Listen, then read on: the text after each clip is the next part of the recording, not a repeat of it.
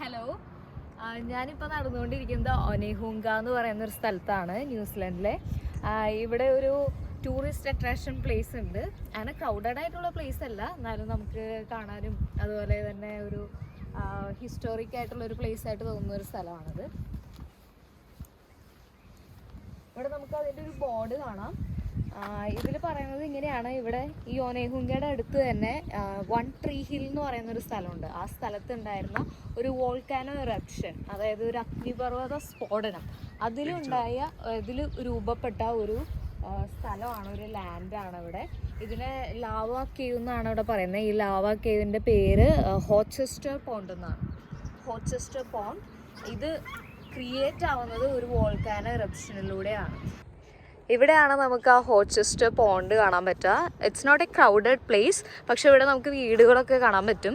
ഇവിടെ ഈ ഒരു ലാൻഡിനടുത്താണ് ഈ ഒരു ലാവ ഇറപ്ഷൻ നടന്ന് ഇങ്ങനെ ഒരു പോണ്ട് ക്രിയേറ്റ് ആയത്. ഇപ്പോൾ പോണ്ടിൽ അങ്ങനെ വെള്ളമൊന്നുമില്ല, but it is a historical place still. ഇപ്പോൾ ഇവിടെ വീണ്ടും അതിൻ്റെ ഒരു ഡിസ്ക്രിപ്ഷൻ നമുക്ക് കാണാം. ഹോച്ചെസ്റ്റർ എന്ന് പറയുന്നത് ഒരു ജിയോളജിസ്റ്റാണ്. അപ്പോൾ ഈ ജിയോളജിസ്റ്റാണ് ആദ്യം ഈ ഒരു ജിയോഗ്രഫിക്കൽ ഏരിയയിലെ ഈ ഒരു മാറ്റം കണ്ടുപിടിക്കുന്നതും ഈ ചേഞ്ചസ് എന്തുകൊണ്ട് ഉണ്ടായി എന്നൊക്കെ ഇതിനെക്കുറിച്ച് ഡിസ്കവർ ചെയ്യുന്നതൊക്കെ. അതുകൊണ്ടാണ് ഈ ഒരു പേര്, ഈ ഹോച്ചെസ്റ്റർ പോണ്ട് എന്ന് പറയുന്നൊരു പേര് ഈ ഭാഗത്തിൽ വന്നത്. അപ്പോൾ ഒരു അഗ്നിപർവ്വത സ്ഫോടനത്തിലൂടെ രൂപപ്പെട്ട ഒരു ജിയോളജിക്കൽ ഡിഫറൻസ് ആണ്, ഈ ലാവ ഇറപ്ഷനാണ് ഇവിടെ സംഭവിച്ചത്.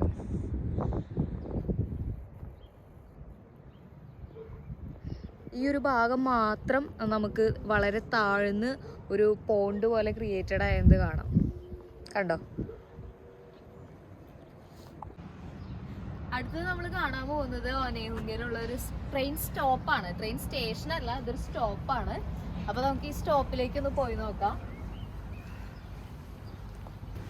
ഇവിടെ മെയിനായിട്ടും ന്യൂസിലൻഡിൽ പറയുന്ന ഒരു ലാംഗ്വേജ് ആണ് മൗരി ഭാഷ എന്ന് പറയുന്ന ഒരു ലാംഗ്വേജ്. അപ്പോൾ ആ ലാംഗ്വേജിലും അതുപോലെ ഇംഗ്ലീഷിലും ഇവിടെ നമുക്ക് രണ്ട് ഭാഷയിലും പേരുകളെല്ലാം, സ്ഥലങ്ങളുടെ പേരുകളെല്ലാം ഇവിടെ എഴുതി വെച്ചിരിക്കുന്നത് കാണാം. ഫോർ എക്സാമ്പിൾ, ഇപ്പോൾ നമ്മൾ വേ ഔട്ട് അവിടെ കൊടുത്തിരിക്കുന്നത് വേ ഔട്ട് എന്ന് ഇംഗ്ലീഷിലും അതുപോലെ തന്നെ മോറി ലാംഗ്വേജിലും നമുക്ക് കാണാൻ പറ്റും.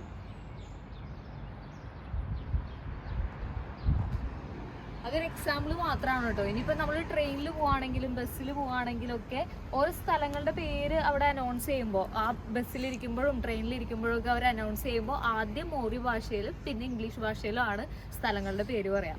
അപ്പോൾ നമ്മൾ ചെറുതായിട്ട് മോറി ഭാഷയൊക്കെ ഇവിടെ പഠിക്കും കേട്ടോ. ഇതാ ട്രെയിൻ വരുന്നുണ്ട് കേട്ടോ. അത്ര ലോങ് ആയിട്ടുള്ള ട്രെയിനൊന്നല്ല, നമുക്ക് കാണാം.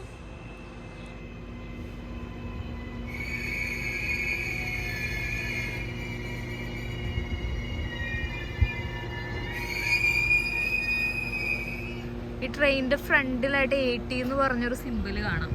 ഈ 80 എന്നുള്ള സിമ്പിൾ നമുക്ക് ബസ്സിലും ട്രെയിനിലും എല്ലാം ഇവിടെ കാണുന്നതാണ്. അത് ഓക്ലൻഡ് ട്രാൻസ്പോർട്ട് എന്നുള്ള ഒരു സിമ്പിളാണ് ഈ 80 എന്ന് കാണിക്കുന്നത്.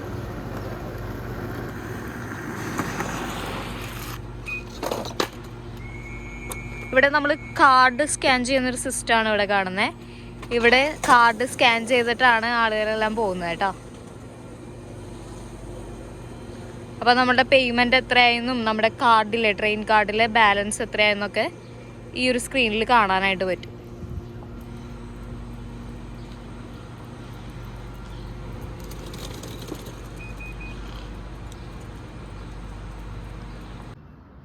ഞങ്ങളപ്പോൾ ഒരു ഈവനിങ് വാക്കിന് വന്നതായിരുന്നു. അതിൻ്റെ ഇടയിൽ പർച്ചേസ് ഉണ്ടായിരുന്നു. അപ്പോൾ അങ്ങനെ കാഴ്ചകളൊക്കെ കൊണ്ട് നടക്കുകയായിരുന്നു. ന്യൂസിലാൻഡിൽ ഇങ്ങനത്തെ വിശേഷങ്ങൾ നിങ്ങൾക്ക് അറിയണമെങ്കിൽ subscribe to our channel. Bye. കിരണ, ഈ ഓറഞ്ച് എവിടെ നിന്ന് കിട്ടിയേ?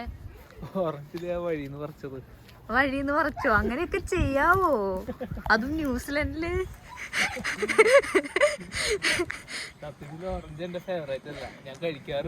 ആ, ആർക്ക് വേണ്ടി പറിച്ചത്? അതെ.